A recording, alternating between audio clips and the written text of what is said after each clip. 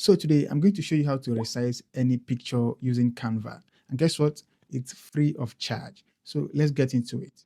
So you head over to canva.com and proceed to sign into your account. If you don't have an account yet, create one for free.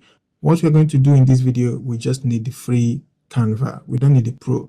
So you head over to canva.com, you log into your account, and then you're going to want to select any preset size right here, or you can go ahead to create a custom size. But for this video, I'm just going to go with the social media size. So I click on the social media, and here I have some pretty options to select from the Facebook posts, Instagram post, Instagram story. So let's say I go with the Instagram post right here. So I click on that. So basically, you just need to start up a new Canva project with any size of your choice. So I'm going to have to upload the image I want to resize. So I click on upload and I click on upload files.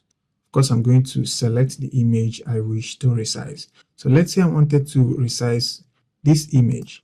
So I click on it. First off, I have to upload the image to Canva, which is what I'm doing right now. And right as you can see here, I have this image of two elderly people uploaded. So I've just click and drag it to this point. You can actually see what I have right here. Okay, so when you get to somewhere around this point, it's going to pop up like this, and you can see that I have some demarcations both left and right. Those are the cutouts. Okay, so if I leave it right now, you can see my image has already been cut to Instagram post size automatically and also centered. So you can see that with just this single step, I'm done resizing this image to Instagram post size. And all you can now do from here is to click on share and go ahead to download your file.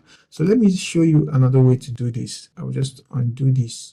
Then I can also click on the image to get here. Okay, so when I click on the image to get here, I'm going to drag it all to the top and I'm going to increase it all the way down. Okay, just drag it all the way down till it meets the endpoints of the image size, right? So I just move it all the way to the center. You can see the line on the center right there. So you can as well do it this way. And once you click out, you have your image on the same size.